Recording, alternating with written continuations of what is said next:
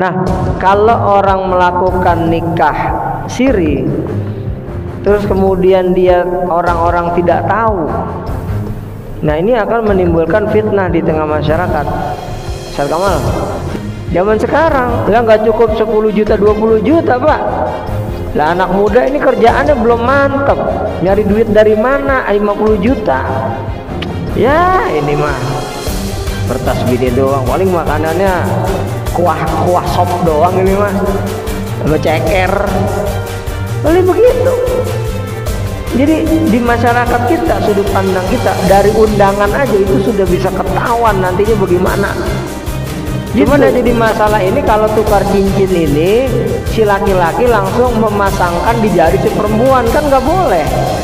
Tapi kalau kita lihat coba, muslim ini setiap kondangan makannya berdiri, megang piringnya berdiri, minumnya berdiri. Aduh udah. Jadi dangdut kemudian joget-joget, apalagi ada nyawernya. Saya mengadakan sebuah hajatan, tapi ternyata kita mengkotak-kotakkan tamu.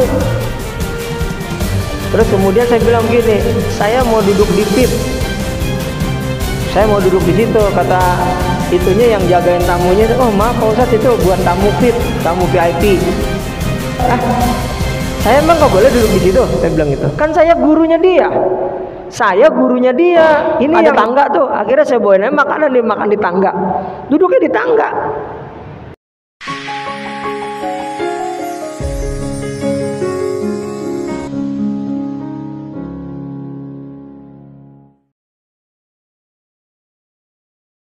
Assalamualaikum warahmatullahi wabarakatuh.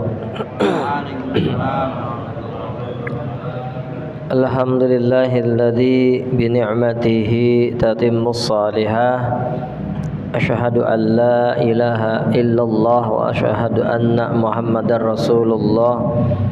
Allahumma shalli ala sayyidina Muhammadin wa ala alihi wa ashabihi wa qarabatihi wa azwajihi wa dzurriyyatihi ajma'in, amma ba'd. Di bulan lalu kita sudah membahas berkaitan dengan apa itu mahram. Mahram yaitu orang-orang yang haram kita menikah dengan mereka. Orang-orang atau ya golongan-golongan yang kita haram menikah dengan mereka. Yang kita sudah cerita, ada ibu, ada nenek, ada mbah uyut, ataupun juga ada anak perempuan kita atau keponakan kita, itu tidak boleh kita peristri, tidak boleh kita nikahi. Kita sudah bahas secara tuntas di bulan lalu. Dan kita lanjut lagi, masih dalam kitabun nikah berkaitan dengan pernikahan, karena ini merupakan satu hal ya keseharian kita dalam kehidupan ini. Bismillahirrahmanirrahim. Faslun.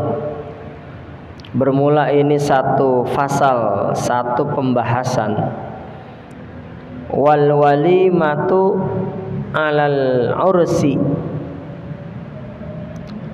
berkaitan dengan wal walimatu alal ursi. Walima alal urs itu adalah kita menyebutnya dengan pesta pernikahan. Pesta pernikahan dalam arti pengumuman pernikahan itu. Pengumuman pernikahan. Wal walimatu alal ursi mustahabbatun, bahwa walimah alal urs ya pengumuman pernikahan, kemudian tadi ya apa namanya itu ya kumpul-kumpul untuk mengetahui bahwasannya orang ini sudah menikah. Wal walimatu alal urs mustahabbatun, itu hukumnya adalah mustahabbah, hukumnya sunnah. Jadi kalau kita lihat wal walimatu alal urs, satu pemberitahuan pernikahan, pesta pernikahan itu mustahabbah, hukumnya adalah sunnah. Contoh, ada seorang laki-laki dan seorang perempuan. Kalau dia hanya menikah saja tanpa ada pemberitahuan ke masyarakat, tanpa ada pemberitahuan ke masyarakat, maka akan menimbulkan fitnah. Kan kita sudah pernah bahas tentang pernikahan sirih. Itu di mana pernikahan itu terjadi tanpa dilaporkan ke kantor urusan agama. Kan gitu kan. Pernikahan sirih cuman diam-diam aja berapa orang sah. Ada mempelai laki-laki dan perempuan, ada saksinya 2, ada walinya. Itu sudah sah itu pernikahan itu. Ya. Nah, kalau orang melakukan nikah siri terus kemudian dia orang-orang tidak tahu, nah ini akan menimbulkan fitnah di tengah masyarakat. Ustaz Kamal, sini depan. Oh iya. Ya, jagain. Kalau satu pernikahan, katakan tadi pernikahan siri, tidak dilaporkan atau dalam arti masyarakat tidak tahu, akan menimbulkan fitnah. Itu akan menimbulkan fitnah. Ini orang siapa ya? Udah kayaknya ini anak-anak muda gandeng mulu, ini gandengan mulu jalannya nih. Gitu. RT RW nggak tahu kalau ternyata dia sudah menikah. Kemudian sampai digerebek. Gitu. Digerebek sama RT sama RW. Wah, ini nggak boleh nih begini nih, kumpul kebo. Maaf Pak RT, Pak RW, kami udah nikah. Ya karena tidak tahu, disangka ini belum menikah. Sama contoh seumpama laki-laki dan perempuan kemana-mana bareng, pacaran, naik motor kemana-mana, ke bioskop, makan di mana aja. Ya, nah kemudian dia menikah, masyarakat nggak tahu. Menikahnya cuman sekedar tidak diramein gitu. Nah nanti akan menimbulkan fitnah. Makanya kata Nabi, ya aulim walau bisyatin, adakanlah satu walimah meskipun memotong seekor kambing, supaya apa? Orang tahu kalau si laki-laki dan perempuan ini sudah menikah. Dikasih tahu orang supaya tidak timbul fitnah. Coba kalau nggak tahu, ini anak muda padahal udah menikah, tapi kerjaannya kesana gandengan apa? Ini siapa sih ini? Nah, padahal dia udah nikah. Kalau nggak dirame-ramein di kampung itu nggak tahu. Aulim walau bisyatin, adakanlah walimah meskipun dengan seekor kambing. Meskipun itu sebetulnya tidak menjadi patokan kalau hidangan dalam acara pernikahan itu harus kambing, enggak. Itu kan Nabi bicara masalah orang-orang Arab itu biasanya makannya kan kambing. Orang-orang Arab kan biasanya makan kambing itu seperti daging ayam di Indonesia. Kalau mereka tiap hari makan kambing memang sudah biasa, memang makanan pokoknya itu. Dalam arti setiap harinya itu begitu makannya. Itu. Nah makanya pentingnya hadis Nabi ini, ya, bahwasannya kita itu kalau mengadakan satu pernikahan maka dikasih tahu lah ke orang. Paling enggak kalau memang enggak punya duit buat hajatan, ya selamatan lah. Memang harus disiapkan gitu. Meskipun enggak banyak orangnya, cuma 15 orang ya, beli nasi kotak lah 15.000. Ya harus ada modal juga memang supaya terhindar dari fitnah. Gitu, adain lah selamatan cuma 10 orang. Ini Pak RT cari 10 orang aja dah, atau 15 orang buat selamatan ini. Anak saya mau nikahan, boleh. Karena sebetulnya Islam itu tidak memberatkan umatnya. Yang memberatkan masyarakat umat ini adalah sebetulnya budaya. Budaya, tradisi. Ada budaya tradisi yang memberatkan umatnya. masyarakat sekitar. Gitu. Lah coba dah. Ya. Belum uang seserahan, belum mas kawinnya, belum hawalahnya. Itu nanti ada perabot, ada tempat tidur, ada lemari. Gitu. Itu kalau dipikir-pikir Pak, anak muda sekarang karena kondisi yang seperti itu akhirnya mereka berat untuk menikah. Zaman sekarang lah nggak cukup 10 juta 20 juta Pak. Lah anak muda ini kerjaannya belum mantap, nyari duit dari mana 50 juta. Kalau dipikir-pikir tuh mereka jadi berat karena memang satu budaya, satu kondisi di masyarakat. Padahal dalam Islam memang tidak diberatkan seperti itu. Gitu, nggak diberatkan, cuma ya memang selayaknya sepantasnya memang ada. Cuman kan juga jadi berat kalau umpama harus ada seperti itu. Ada satu tradisi masyarakat begini. Ya, itu kampung tuh. Itu kawan saya ke sana ceritanya ngelamar gitu ya. Ya melamar sekalian buat menentukan acara hari H-nya. Itu calon mertuanya minta uang itunya 50 juta dipantek segitu. Ya dia nggak punya duit segitu gimana? Emangnya mintanya segitu minta. Nah itu kan memberatkan sebetulnya kan. Islam nggak mengajarkan gitu, cuma memang ada satu kondisi yang jalur tengah lah gimana caranya. Pantesan aja sekarang banyak anak muda yang telat menikah memang karena kondisinya berat gitu. Zaman sekarang udah kerjaan susah, dimintain uang pernikahannya banyak gede, belum lagi yang mau mewah-mewah. Coba ada kalau kita lihat nih, kalau kita ini masyarakat, sudut pandang masyarakat ya.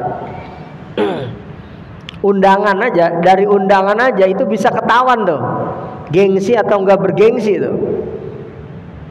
Ya, datang undangan pernikahan dari siapa nih? Oh, si itu nikah. Wih, undangannya aja cakep ini. Kayaknya 20.000 satunya nih apa 25.000. Dari undangan aja itu udah gengsi tuh. Biasanya menyesuaikan apa? Sama hidangan nanti. Hidangan nanti pas pernikahan, orang juga akan berpikir begini, wah undangannya aja cakep, pasti makannya enak-enak nih, gitu. Itu udah pasti menyeimbangkan dengan makanan yang nanti disediakan. Kalau undangannya udah bagus. Tapi kalau undangannya nikah, undangannya ditulis. Ada kan kartu undangan yang langsung ditulis kepada YTH apa, langsung jadi gitu ditulis nama pengantin siapa. Ya ini mah kertas bini doang, paling makanannya kuah sop doang ini mah sama ceker, paling begitu. Jadi di masyarakat kita, sudut pandang kita dari undangan aja itu sudah bisa ketahuan nantinya bagaimana gitu. Sampai begitu masyarakat memandangnya, wih dia mau orang kaya ini, undangannya aja cakep begini tuh. Itu karena buat undangan aja itu butuh biaya banyak, itu berapa puluh juta kalau memang dia punya nyetak yang spesial begitu tuh, ya kan. Nah itu satu dari undangan saja bergengsi.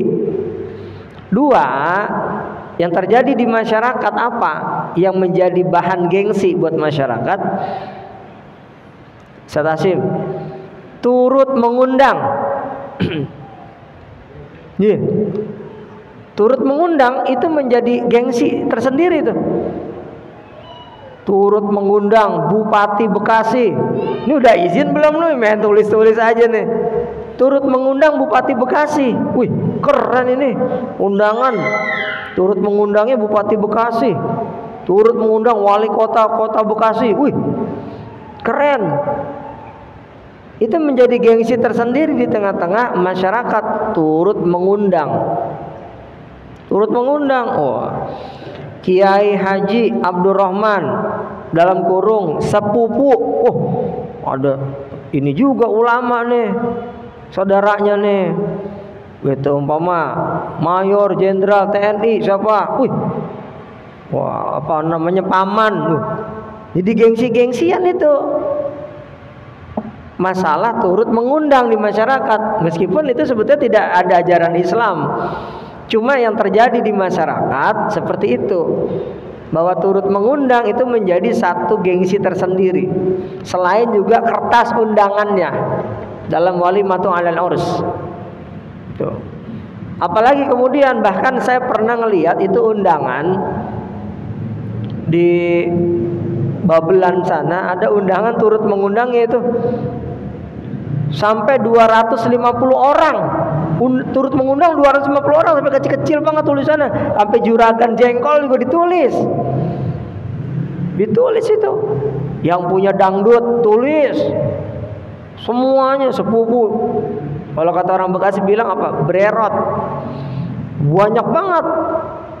Itu gengsi tersendiri Pak, turut mengundang itu, gitu, ya kan?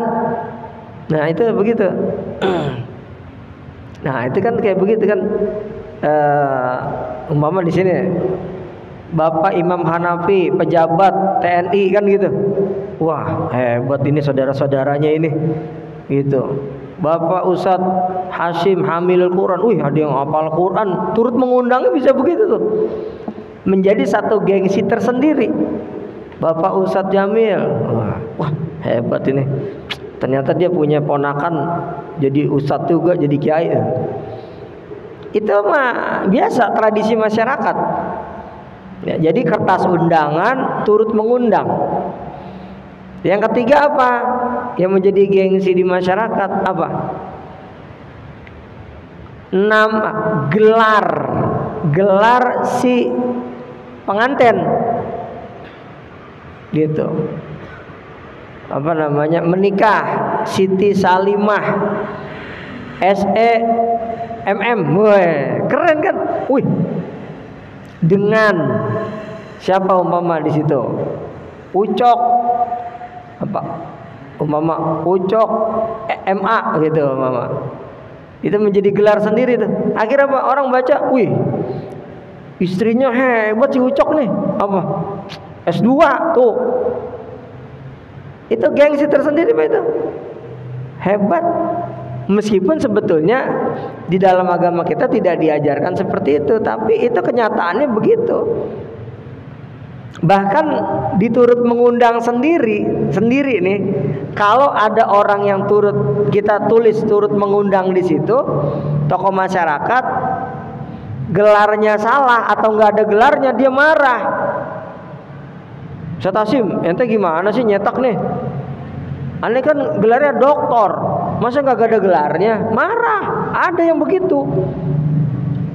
Aneh udah S2, ini masa nggak dicantumin namanya? Gengsi tersendiri itu.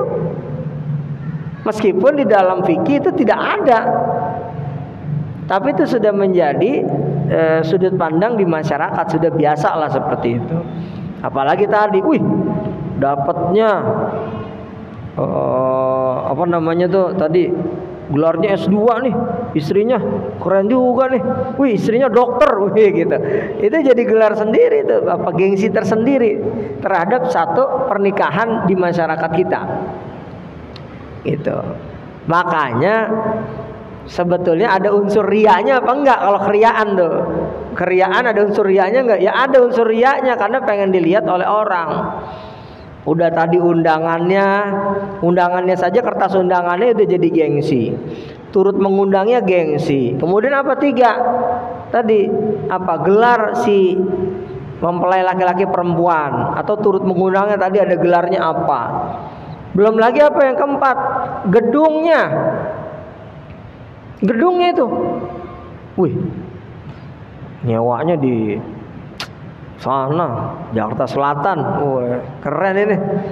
Mahal pasti ini nyewa gedung ini, kan begitu. Gitu.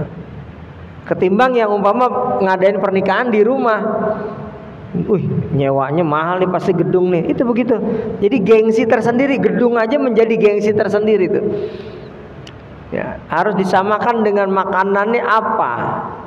Nah, itu sebetulnya yang memberatkan masyarakat itu yang hal yang begini.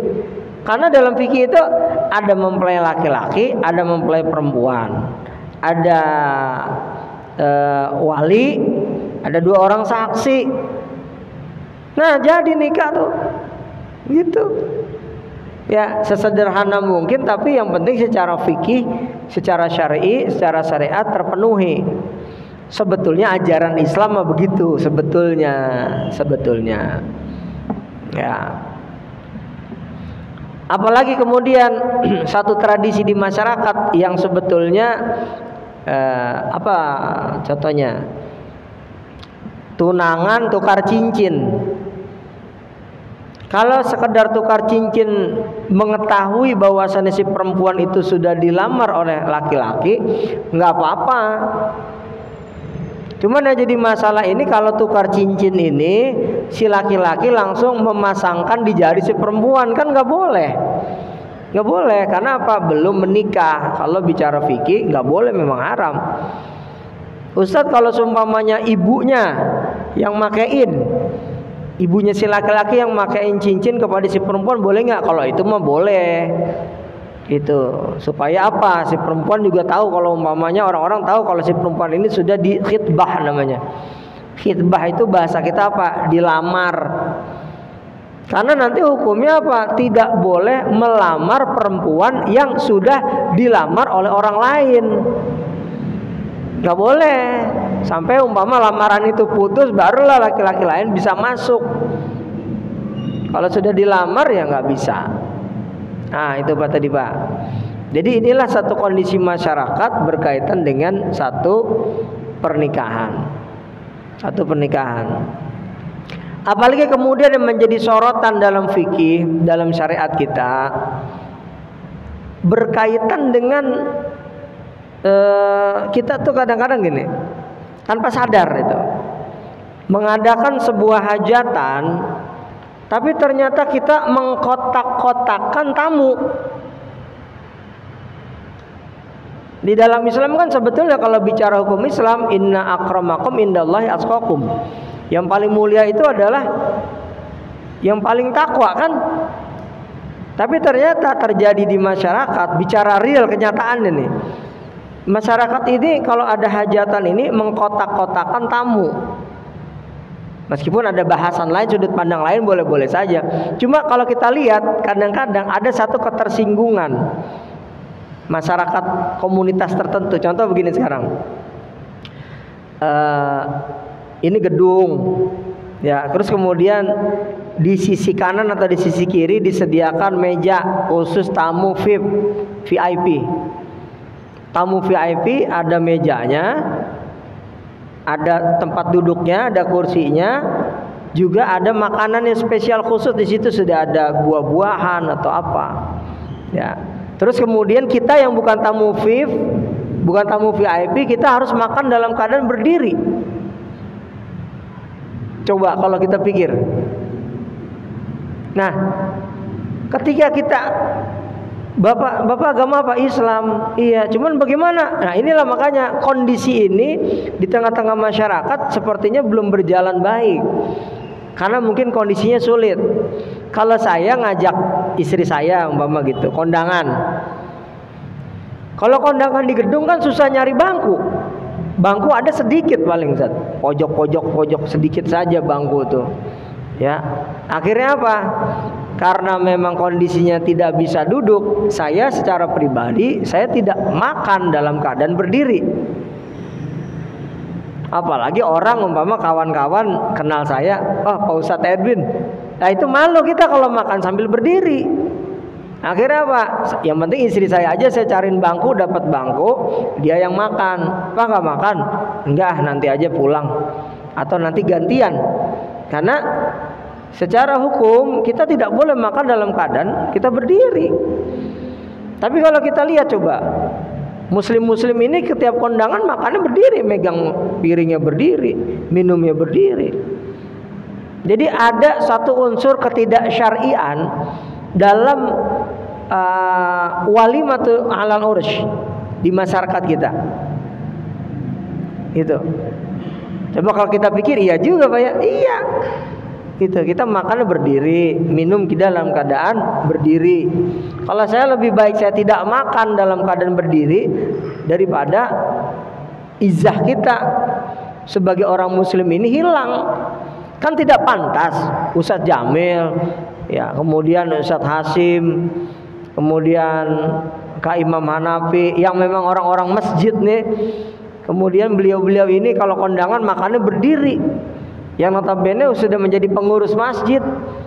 Itu nggak pantas. Apalagi Ustadz Hasim guru, imam, Ustadz Jamil imam. Akan apa istilahnya itu? Menghilangkan izah kemuliaan beliau sendiri. Wah, Ustadz Hasim makannya berdiri. Wah, Ustadz Kamal makannya berdiri tuh kondangan. Nah, kalau sudah posisi-posisi tertentu lebih baik jangan. Gitu. Kadang repot juga Pak, gitu kan, kita nongkrong di bawah juga susah juga, gimana? Memang kita disetting untuk seperti itu akhirnya. Tuh. Inilah kondisi kalau terjadi al-walimatu 'alal urus di masyarakat kita seperti itu. Satu hajatan, satu kondangan, pesta pernikahan. Tuh. Ya kan? Kita sulit untuk membendungnya. Itu. Saya pernah ini pengalaman pribadi saja.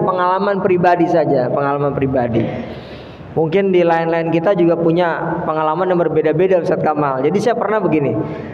Satu hari di satu majelis taklim yang saya bina, ada seorang jamaah yang ngundang saya, Pak Ustadz, tolong malam Jumat nanti tausiah buat persiapan pernikahan, selamatan. Nikahannya kapan? Hari Minggunya Pak Ustadz. Baik, saya malam Jumat datang tausiah pernikahan, kemudian saya hari Minggunya kondangan ke gedung tempat tadi si jamaah ini punya anak, menikahkan anaknya. Ketika saya masuk gedung, Ustadz Jamil, ada among tamunya gitu ya. Kalau orang Bekasi bilang apa, orang kampung pengejek apa itu namanya. Ustadz silakan Ustadz. Kan di situ ada tamu VIP-nya ada tuh. Ya. Terus kemudian saya bilang gini, saya mau duduk di VIP. Saya mau duduk di situ, kata itunya yang jagain tamunya itu, oh maaf Pak Ustadz itu buat tamu VIP, tamu VIP. Gitu. Jadi terus dia juga bingung juga, saya emang nggak boleh duduk di situ, saya bilang gitu. Kan saya gurunya dia. Ini yang kemarin saya tausiah di tempat dia malam Jumat dan saya diundang hari Minggunya. Itu yang punya hajat itu murid saya. Dia anak-anaknya dinikahin. Gitu. Terus gimana? Boleh nggak saya di situ? Aduh Pak Ustadz, mohon maaf Pak Ustadz. Nggak boleh saya. Kan sebetulnya ada satu ketersinggungan pribadi. Kalau memang saya ini, kenapa saya nggak boleh duduk di situ? Jadi kita semacam feodal, zaman feodal, zaman penjajahan. Kenapa? Ini bangsa priayi, ini bangsawan, ini yang orang kaya. Kita jadi menjadi seperti itu sebetulnya tanpa sadar loh, tanpa sadar. Wali Songo sudah berjuang ratusan tahun untuk menghilangkan adanya kasta di masyarakat. Tapi ternyata di pernikahan masyarakat itu terjadi kasta-kasta. Praktek kasta itu loh. Saya sendiri akhirnya apa? Saya nggak makan. Istri saya sampai bingung, duduk di mana penuh semua. Ada tangga tuh, akhirnya saya bawain makanan dimakan di tangga. Duduknya di tangga. Kan nggak enak Om. Ini saya gurunya, nggak boleh duduk di situ. Dan saya bukan termasuk tamu VIP dalam undangan itu. Saya dianggap tamu biasa dan saya tidak boleh duduk di situ. Iya kan? Ada nggak? Apakah kita sadar menjadi seperti itu? Menjadi seperti zaman 500 tahun lalu seperti orang-orang Hindu. Ini ada kasa Varia, ada kasa Sudra, ada kasa Brahmana, ada kasa Ksatria. Terkotak-kotak kita dalam itu. Dan itu termasuk yang terjadi di masyarakat kita. Iya kan? Makanya saya lebih senangan, ya di kampung juga begitu kadang-kadang. Kalau zaman dulu kan di kampung juga enggak, udah pernikahan sama aja udah. Dia mau ustadz, mau kiai, mau tukang pacul, sama aja udah duduk aja udah di situ bareng-bareng dia makan. lebih memasyarakat. Makanya Nabi Muhammad SAW itu lebih senang makan bareng sahabat dalam satu piring. Kan ada budaya kalau maulid tuh makan satu nampan tuh kebuli, gitu kan? Makan kebuli bareng-bareng. Kenapa? Tidak ada perbedaan. Coba saya sama Ustaz Jamil, ya, Kak Imam Hanafi makan bareng situ, Pak Aris makan bareng, yang ustadz makan bareng, ya, yang pekerja makan bareng, yang orang guru makan bareng, sama aja bareng, nggak ada perbedaan. Tidak dia tamu VIP duduknya di sana, ini di sini, ada. Meskipun mungkin punya sudut pandang yang berbeda, ya silakan. Tapi saya lebih cenderung karena punya pengalaman tidak baik di situ, saya mengoreksi tentang budaya di masyarakat kita. Gitu. Ya kan gitu kan jadinya. Nah, itulah tadi yang terjadi di masyarakat kita. Gitu. Oh, nah begini. Ya kalau mau duduk semua. Gitu. Kalau mau berdiri, ya emang berdiri. Emang kita disetting untuk berdiri. Kenapa? Di gedung. Kalau orang bule kan makannya pada berdiri. Karena kita sebetulnya bukan orang barat kan makan. Kita makan, mana piringnya berat banget lagi kalau di gedung. Makan dipegang lagi berdiri gini. Waduh. Itulah kita. Makanya ternyata kita sendiri meskipun Islam masih ada praktek-praktek feodal ataupun juga zaman Hindu dan Buddha di masyarakat kita. Pada kenyataannya seperti itu. Itu koreksi dari saya. Tentunya kalau bapak-bapak punya pemikiran berbeda, ya sah-sah saja. Tapi pada kenyataannya itu sih yang saya alami soalnya. Itu yang saya alami. Gitu. Saya kira ada pertanyaan Pak, silakan Pak. Mau kita diskusikan. Ya. Kalau di Jawa kan perjodohan itu harus dihitung waktu. Apa? Hukumnya gimana? Jodoh. Oh, di Jawa kan dihitung hari Natpon, Kamispon, iya. Itu gimana? Iya. Apa hukumnya kita menghitung-hitung seperti itu? Jadi begini, ya, ini merupakan satu kearifan lokal yang kadang-kadang kita juga ulama sendiri pun tidak bisa mencabut itu. Ulama tidak bisa mencabut kearifan lokal. Nggak bisa, karena tradisi ini sudah mendarah daging di tengah masyarakat kita. Dihitung umpama kamu lahirnya kapan, ya, oh lahirnya tanggal sekian, itu oh yang ini tanggal sekian, oh digabungin, oh jadi jatuhnya hari Rabu ya, nikahnya harus jam 8 pagi, nggak boleh kurang nggak boleh lebih, contoh begitu kan. Ya, akhirnya apa, nikahnya harus hari Rabu, ya mereka ambil hari Rabu. Nah, salah saya secara pribadi menyikapinya, ya kalau bicara hukum Islam memang tidak ada hitung-hitungan seperti itu. Dalam Islam hitungannya pokoknya begini. Kapan hari di mana masyarakat itu luang? Sabtu atau Minggu, kan itu hari yang enak tuh. Meskipun juga orang ada Sabtu Minggu kerja, tapi kan secara umum Sabtu dan Ahad atau Minggu itu kan orang rata-rata libur kan gitu. Nah, bagaimana hukumnya kalau kita ngambil begitu? Ya, untuk masyarakat kita, untuk anak-anak cucu kita nggak usah pakai gituan. Andai kata kita dulu digituin sama orang tua kita, ya udah biarinlah masa lalu. Yang penting kita menikah, gitu aja udah. Gitu. Saya kira begitu, Ustaz. Jadi kalau bicara hitung-hitungan begitu ya haram, Ustaz. Hitungan Jawa kan? Iya. Begitu. Kalau bicara hukum Islam. Tapi kalau umpamanya itu kearifan lokal, ya kita nggak bisa bantah. Kalau kearifan lokal kan itu susah. Satu tradisi budaya masyarakat. Kayak di daerah Pantura ada budaya apa tuh? Larung laut. Itu kan pada kumpul semua masyarakat situ. Bahkan itu ada Polres, Polseknya semua turun acara besar gitu. Di daerah Pantura tuh daerah Sindang Laut. Itu kearifan lokal yang kemudian nanti buang tumpeng ke laut. Tapi bicara hukum Islam haram. Masa buang-buang tumpeng ke laut atau pala sapi ya, pala kerbau dibuang. Bicara hukum Islam memang haram, cuma karena kearifan lokal kita sulit untuk mencabutnya. Gitu. Kalau kita haram-haramin ntar orang malah benci sama ustadznya. Gitu aja Ustaz. Ya, kita jalur tengah lah gitu. Kadang-kadang sulit untuk lempengan ini nih kita nih. Gitu, bertindaknya sulit, ya. Atau ini supaya ini nih klop nih hari lahirnya nih. Ya kalau cerai mah cerai aja, nggak dihitung-hitungan. Dihitung cerai sama aja kan. Tergantung orang yang dihitung apa nggak dihitung. Kan gitu. Mempertahankan rumah tangga itu kalau bicara hukum Islam bukan dihitung hari pernikahannya, bukan. Keawetan rumah tangga itu bukan dihitung dari hitung-hitungan kamu lahirnya kapan, ini kapan, terus sudah nih klop nih, rezekinya jadi lancar. Nggak ada begitu mah. Dalam Islam nggak ada gitu. Nah begitulah saya kira. Ada lagi Pak, silakan. Ya Ustaz.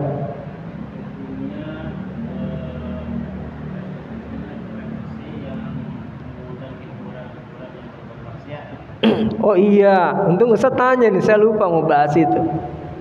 Makasih Ustaz Hasim. Contohnya juga sama begitu. Sebetulnya begini. Jangankan di mana-mana, di kampung saya juga begitu. Bahkan juga jamaah yang rajin ngajinya juga sama, ketika mengadakan hajatan manggilnya organ tunggal, terus vokalisnya itu dangdut seronok. Yang joget-joget yang begitu deh. Kalau bicara hukumnya gimana? Ya haram. Haram aja udah. Umpama ngundang dangdut kemudian joget-joget, apalagi ada nyawernya.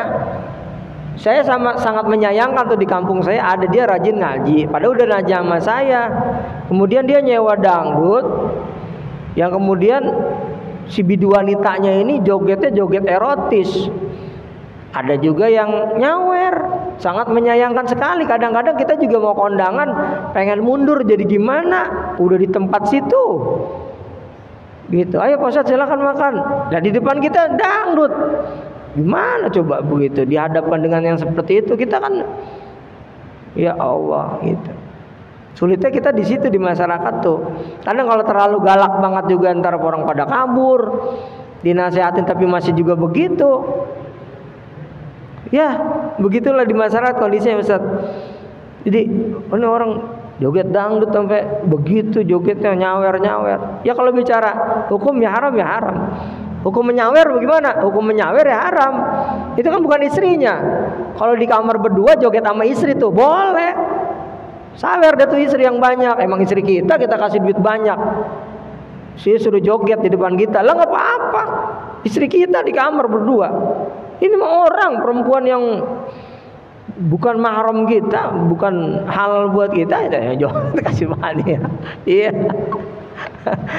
Gitu. Sekali lagi tadi itu sebagian juga ada kearifan lokal yang kita juga tidak bisa untuk membantahnya. Gitu. Susah juga begitu. Susah. Kalau udah kearifan lokal, hukum Islam kadang-kadang ya terjadi benturan, tapi dua-duanya tetap berjalan kan? Tetap berjalan. Nggak bisa enggak gitu. Nah, itulah di masyarakat kita, Pak. Kalau lebih baik begini, bapak-bapak kalau hajatan lebih baik nyetel musik aja nggak apa-apa. Karena saya termasuk penganut musik itu nggak haram, saya. Gitu. Umpama nih, Ustaz Jamil hajatan nanti nyetel aja musik Jawa, nggak apa-apa nyetel musik Jawa. Itu. Ustaz Hasim nyunatin umpama nyetel Sabilulungan, umpama gitu. Orang Sunda, ya nyetel itu nggak apa-apa. Kan aman, orang cuman musik doang kok. Pakai itu YouTube, Bluetooth, nggak ada biayanya, cuma 100.000 cukup itu sampai besok. Ketimbang manggil biduan, ketimbang manggil dangdut, kemudian malah nanti diomongin orang. Ustaz Hasim katanya, kondangan orang malah hajatan pakai organ tunggal dangdut lagi. Wih, nah kan jadi omongan. Gitu-gitu jangan dah.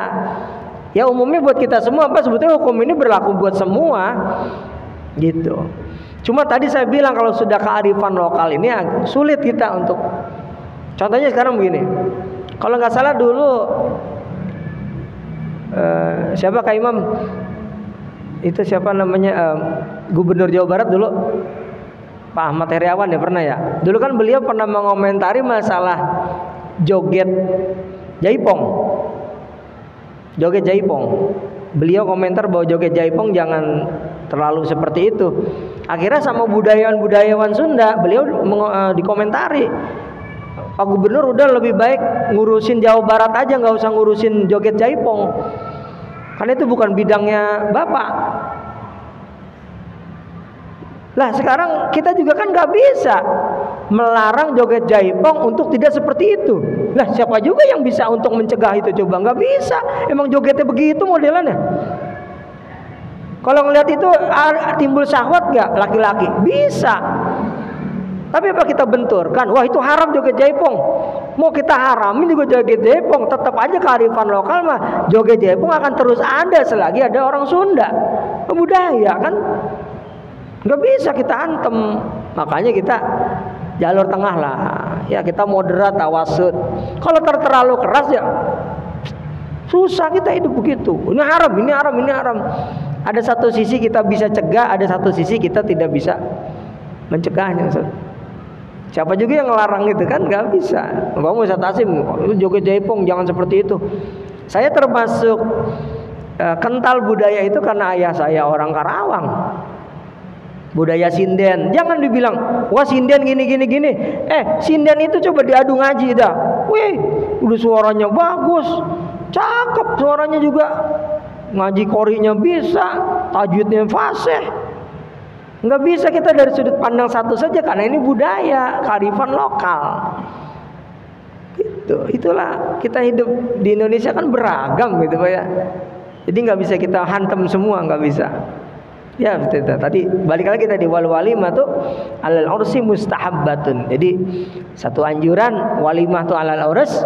Kalau pernikahan itu dikasih tahu ke tetangga-tetangga. Ayo apa nih undangan ya Pak, apa ini anak saya nikah, ini cucu saya nikah. Ini dari saya. Sudah. Udah Pak, ada lagi, satu lagi mungkin. Cukup. Kalau untuk tamu kalau perempuan sama laki-laki jadi satu. Iya, sebetulnya itu juga jadi bahasan fikih. Tidak boleh menyatukan antara tamu laki-laki dan perempuan menjadi kholwat. Kan kadang-kadang laki-laki, Pak, sebagai laki-laki nih, kalau kita kondangan, lah jadi mata kemana baik itu. Orang pada dandan perempuan mata ngelihat ke sini, mata ngelihat ke sini. Itu menjadi satu sisi keharaman sebetulnya. Cuman sekali lagi tadi kalau lempangan ini makanya agak sulit juga ini Ustaz. Memang ada, saya pertama kali satu-satunya saya pernah kondangan waktu itu, kawan saya nikah, itu tamunya dipisah. Yang laki-laki ke sini, yang perempuan ke sini, ditutup juga pakai tabir. Nanti kalau sudah selesai suami istri ya pulang bareng lagi. Seperti itu sebetulnya. Ya, tapi kan gimana lagi kita gitu. Kayak kereta aja kan gitu, gerbong wanita kan khusus ada gerbong wanita. Kenapa? Terjadi banyak kejahatan oleh laki-laki tidak bertanggung jawab ketika disatuin satu gerbong laki-laki, pelecehan seksual. Akhirnya apa? Pihak kereta api PT KAI, wah ini kacau kalau gini, dipisahin ini khusus gerbong wanita. Kan gitu. Supaya apa? Tidak terjadi tadi munculnya syahwat laki-laki ketika ngelihat perempuan. Lagi kondangan perempuan pada dandan. Gitu. Jadi naik kan saya derajat cakepnya nih. Wah, ini cakep nih, cakep nih. Ya jadinya begitu. Laki-laki. Seperti itulah laki-laki mah. Di mana-mana sama. Al-Fatihah.